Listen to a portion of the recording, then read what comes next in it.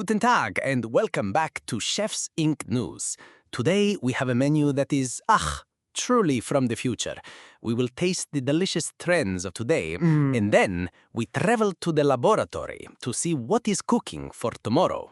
That's right, Antonio.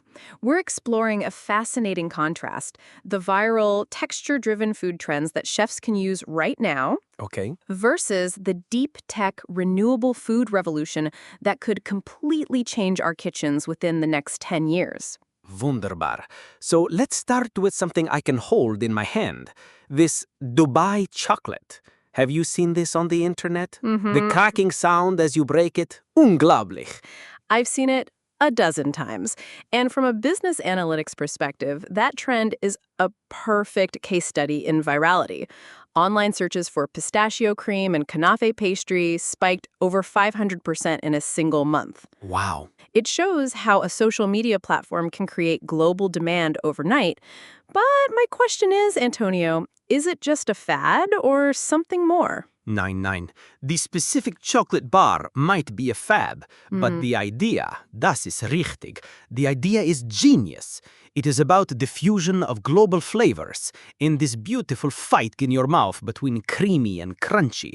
I am already creating Dubai bites for my catering menu with Chef's Ink in Miami. Tiny desserts, same concept. It proves that texture is a main ingredient. And that desire for more from our food connects to other trends we're seeing.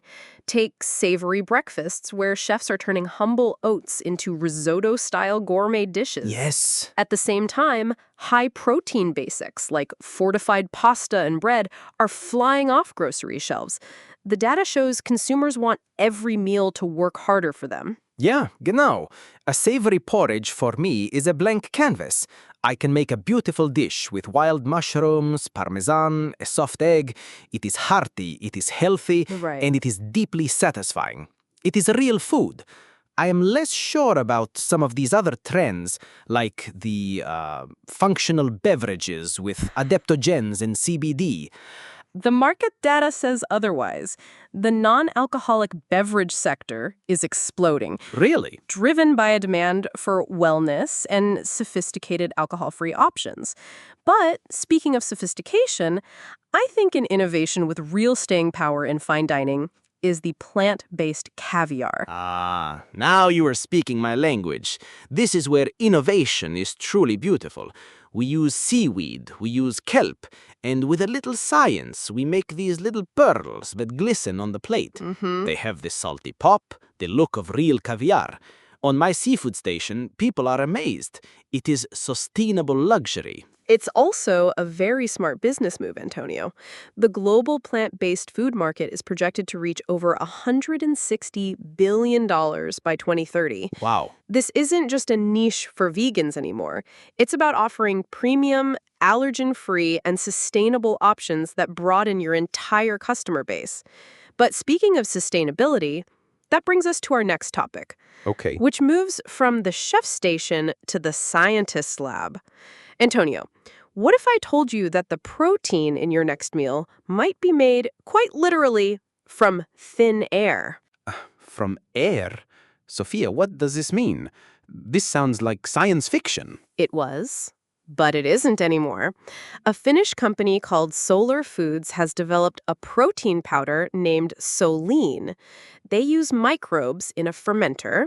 You can think of it like a brewery, but instead of feeding yeast sugar to make beer, Okay. they feed these single-cell organisms CO2 from the air, plus hydrogen and mineral nutrients, to create a complete protein.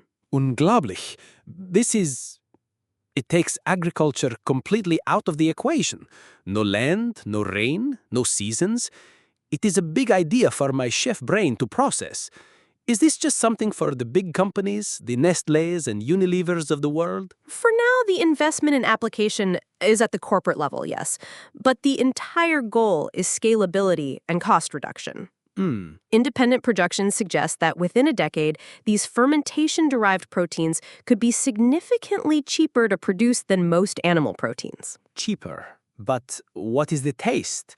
For a chef, flavor is everything. that is the soul of the food. And that is the most clever part. It's designed to be almost completely flavor neutral. So think of it, Antonio, not as a replacement for your beautiful farm-raised steak, Right. but as a brand new, highly functional ingredient, a tool. You could use this powder to enrich your fresh pasta dough with protein or create a perfectly silky vegan mousse, all without altering the core flavor you worked so hard to build. Ah, genau. A tool, a new color for my palate. Das ist richtig. Not a replacement for my art, but an addition to it. Okay, now I am excited.